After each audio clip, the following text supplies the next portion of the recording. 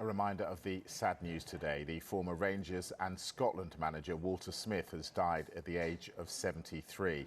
Smith, of course, also managed Everton, and he had 2 spells in charge at Ibrox, winning 10 top division titles before later becoming chairman.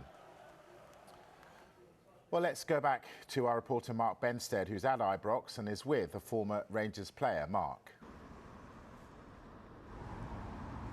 Thank you, Mike. The city is still getting to grips with the news that's broken today, the sad passing of Walter Smith, one of the most iconic figures in Scottish football. Derek Johnston played against Walter in his playing days and also was coached by him briefly. The former Rangers man joins me now. Derek, first and foremost, your reactions to today's very sad news? Well, certainly condolences to his wife Ethel, to his sons and his grandsons. You know, all our prayers go out for them today. Devastated, like the Rangers family. You know, when I heard the news, we knew he hadn't been well for a while. You know, but the one thing at Walter is he's a fighter. He's been a leader all his life, certainly at this club. And I think he's so much passion for this football club, and that's what the fans loved about him. You know, arguably, he's certainly up there with the greatest managers that ever managed this club, if not the best. And I think he's very, very few enemies, Walter. He was that type of person. He got on with everybody. So, you know, when I heard the news this morning, like every other Rangers fan, I just couldn't believe it had happened. Yeah, it's probably fair to say, isn't it? You know, it's a city that's so often divided, but there's such a healthy respect for Walter and what he did here, the way he went about it, the way he represented his football club. He's an icon of Scottish football and not just for Rangers. Absolutely, I think you're spot on there. I think he had very few enemies, if any at all, because he was a gentleman and he gave people respect. You know, he'd never run anybody down. That just wasn't in his game. Even the players themselves, you know, he very rarely raised his voice. Mind you, I could tell you when he did raise it, you know, the players knew about it if they weren't doing the job properly. But I think that's the one word that he had in football all over the world. Anybody that knew him was respect. They respected him. And it's just a sad day for the football club as a whole. But you know, life does goes on and Rangers go on, but he will never be forgotten. It wouldn't surprise me, and I've never heard anything, but if anybody deserves a statue, another statue to go up here at Ibrox Stadium, then it's certainly one for Walter Smith. If you can, Derek, put into context what he did for this club in terms of success on the field. Well, himself and Graham Souness started it all off when Graham Souness arrived. The first thing he did was he brought Walter in because he was looking for a coach that knew the club, and Walter had done so much under Jim McLean at Tannadice. That's where he started and learned his stuff. But the two of them became friends and realised that Walter, being a Rangers man, knew what the club needed to get them back where they belong. You know, and obviously it was a great partnership. His coaching style and Graham bringing in the players that he did, it was the perfect partnership, the two of them, and he brought so much to the club. And I think the two of them got on so well with the players, and that's why basically they had success. 2 great leaders in the one club. Fantastic.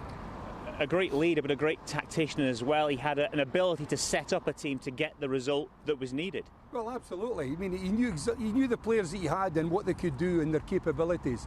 But the great thing, maybe nowadays that doesn't happen, but he would play certain players in certain games. You know, if it was going to be a physical game, then he played the bigger, stronger lads in midfield that can handle it. Whereas if you're playing against the team that's just got everybody back behind the ball, you played the ball players in midfield so you can get the passes through and get the goals. Very, very clever indeed. And he also did well with Rangers, not just here, but he was so close to success in Europe as well, and that shouldn't be forgotten about. Well, the final in 2008 in Manchester, we all remember that. Certainly didn't deserve to win it on the day. You know, we were second best on the day, but to actually get a Rangers team in that final was incredible. You know, we worked hard. We never played great stuff all the way through, but we defended well. And when we had to score a goal, we did. And that was the great thing about him.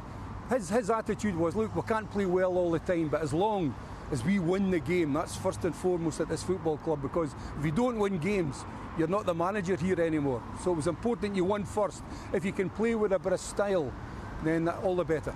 Success here, but also huge part of the success at Dundee United under Jim McLean as well. That shouldn't be ignored either. Well, that's where it all started. I think Jim McLean proved to be one of the best coaches in the game at the time. So Walter went there and learned an awful lot from him.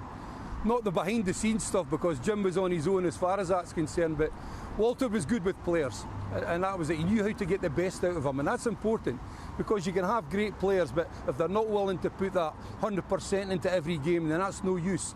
He got players running for 90 minutes and playing well. That was his great strength. What are your personal memories of him? Obviously, you played against him, you were coached by him briefly, you encountered him many times during his time here. Well, as a player, you know, playing against him, he was a midfielder. He would tell you himself he wasn't a great player. He was adequate. You know, at Dumbarton, you know, he played well enough to get a move to Dundee United, which was great. But his great strength was his attitude and his love of football. You know, ever since he was a boy at 5 or 6 years old when he came here to watch this club, you know, he was a Rangers man, and that's important, and fans love that. If you're a good coach as well as being a Rangers fan, then you're made here, and that's what made him here. Been a Blue Nose all his life, and the fans absolutely love it, and I'm sure all the fans today will be saying a wee prayer for Walter. We've tried to speak to a lot of his former colleagues and a lot of the players who played under him. Most are just in bits at the news. Yeah. Does that just tell us exactly how fondly he was regarded by all the people he worked with? Absolutely. I mean, when you look at Dumbarton will have something out as well, because that's where he started as a player. Dundee United certainly did well there. I'm sure Dundee United will say something. Scotland, Everton, you know, all these clubs, they've all got great things to say about Walter, and I've never heard anybody say anything bad about him, because that was just the type of man he was. He was a quiet man, but hard when he had to be. And he got on with everybody. He would never knock anybody back. People came up to him for a chat, or he wanted a photograph or an autograph. Never ever turned anybody away. He just loved the game of football, but more importantly, he loved this club behind me. Just finally, Derek, what is your abiding memory of Walter's time here? What stands out for you more than anything else? I think winning 21 trophies, you know, at this club stands out. I mean, that's up there with any other manager has been at this club. Bill Struth started it all off, and he's certainly well up there on Bill Struth as well. But it was just the way after he won finals or won leagues, he was one of the punters. I mean, he jumped about. He was mad like anybody else. Nobody thought this quiet man could do things that he did, but he just loved the club, and just seeing him getting success, I think, put a smile on every Rangers fan's face. Derek, I really appreciate you sharing some memories with us here at Ibrox today. Yeah, a very, very sad day for Rangers Football Club after the sad passing of one of its most iconic figures, Walter Smith.